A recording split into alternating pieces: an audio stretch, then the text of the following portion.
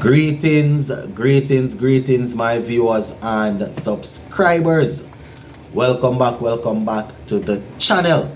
Thank you all for spending the time to check this video out.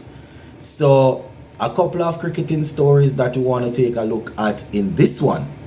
Now, the CPL is back up and running. Yes, my people, we had a little break yesterday, but today we have a double header. So at 10 a.m. we have Trinidad Knight Riders taking on the St. Kitts and Nevis Patriots, and then we will have another game at 7 p.m. which I will take a look at in another video. So I'm gonna spend some time and go through the squads, remind you guys of the Trinidad Knight Riders and the St. Kitts and Nevis Patriots squad, and I will also identify a few players that you need to look out for. And the second thing that we want to talk about is the Sri Lanka cricketer Gunatilaka, who has been stranded in Australia for over 8 months as he awaits trial for what he has been charged for, which is forcefully, according to them, allegedly he forcefully took the thing from the woman. Let us put it that way. Yeah, so I'll give you an update on that. So let us kick things off with the Trinidad Knight Riders and the St. Kitts and Nevis Patriots game. So that one is expected to be a very good game.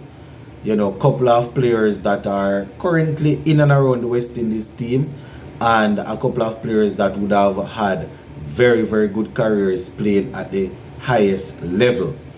So Trinidad and Tobago, just to remind you all of the squad, they have Dwayne Bravo, they have Jaden Carmichael, he is there. Let me see if I can get him. Yes, so Dwayne Bravo, Jaden Carmichael, we have Noor Ahmed, we have Kadeem Alain, we have Mark Dale, Martin Guptill, Terence Hines, Akil Hussein, Sunil Narayan is also there. We have Karen Pollard, we have Patharana, we have Nicholas Puran, Riley is also there, Riley Russo. We have Andre Russell, Wakar Salama Kell, Jaden Seals, and Chadwick Walton. So a very solid squad there from the Trinidad Knight Riders. Over for the St. Kitts and Nevis Patriots, they have Corbin Bash, Dual Brevis, Yannick Caraya, Sheldon Cottrell, Joshua De Silva, Dominic Drakes, Andre Fletcher. They have Jad Gooley, Coffee James, Evan Lewis, Johan Lane, George Lyde. They have Blessing. Blessing is also there. Musa Barani, Musa Rabani. They have Ashmead Ned. They have Naveem. They have Naveed, that is. They have Ambatu Raidu, Sheffin Rutherford, Tristan Stubbs, and O'Shane Thomas. So quite a few established cricketers in both squads. So let me take on the St. Kitts and Nevis Patriots first. So there are a couple of players there that will be looking to get their names back amongst the big league. You know, Evan Lewis is the first one. We have been waiting to see Evan Lewis for a little while now. He hasn't been in the West Indies team, but Evan Lewis is one of those players that is extremely talented. He's gifted when it comes on to batting in the white ball format. Now, Evan Lewis is probably still the highest averaging active guy that can play for West Indies where T20 cricket is concerned. I think he's averaging 29 the last time I checked. So, you know, it would be nice to see Evan Lewis going out there and getting a very good CPL together. Then that would, you know, help to push him back into the minds of the selectors. So definitely Evan Lewis, you can keep an eye out for him. Already an established cricketer superstar, but because we know the opening situation with our T20 team and our ODI team. So you know, more or less not even the ODI so much, but the T20 team. So let's keep an eye out for Evan Lewis. The next person that I'm thinking about is uh, Dominic Drakes. Dominic Drakes, he has always been there for St. Kitts and Nevis Patriots. The year that they won, he played a brilliant knock. I think he was even the man of the match there. But he has gone on since. He has played a couple of games for West Indies, has been in the IPL working in the nets. So one would expect that if he is going to be one of the lead bowlers in this side, you probably probably want to keep an eye on him. And talking about lead bowlers in this side, another one is O'Shane Thomas. Now, we all know the situation with O'Shane Thomas. He was recently named in the West Indies squad that played against India in T20s and ODIs. Didn't go on the field any at all, didn't bowl a ball. So quite a few people are going to be looking to see how he's looking, or how he's bowling. If he's still quick, if he's able to keep a good line and length throughout his 4 overs. So people will be looking to see what's going on with O'Shane Thomas. And then finally, it's going to be somebody that I'm always talking about, Sheffield Rutherford. The World Cup is coming up. The World Cup is going to be in the Caribbean next year. Rutherford is one of those guys that you probably want to have, if he's performing, have him as a backup option, in case you're having some issues with Hetmeyer, or if Pooran is not or Pooran, anything can happen. Players can get injured. Rahman Powell, same thing. Players can get injured. He's one of those that players that that he has the ability to rotate strike. He has the ability to clear the boundary.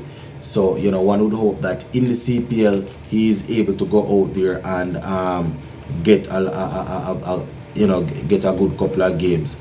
We people like Kofi James and these youngsters, we definitely want to see them performing well. He usually performs well at the first class level. So it would be nice to see him stepping up and doing his thing here.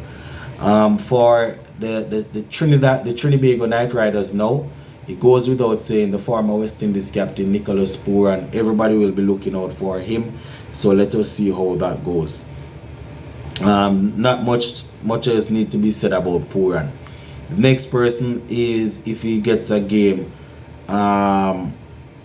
it's gonna be, let me see who next I want to talk. Jaden Seals. Let's look at Jaden Seals. So Jaden Seals recently returned from injury, and he didn't look too bad at all. You understand? He didn't look too bad.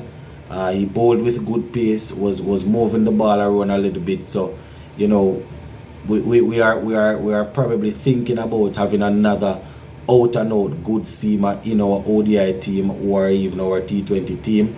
So it would be nice to see Jaden Seals going out there, taking the thing with both hands and getting the job done for his team.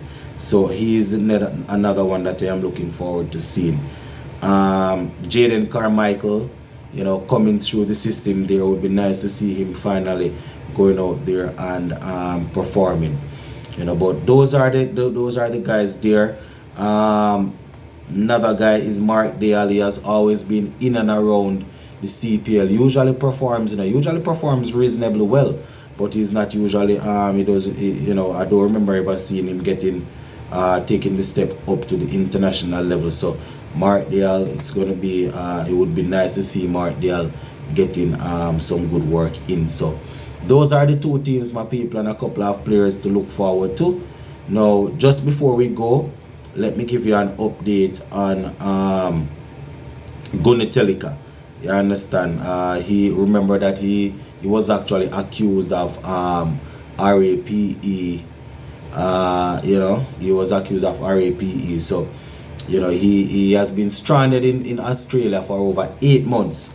And they are saying here now that he recently went to the judge, and asked for some leniency as relates to him being able to travel throughout Australia in and around.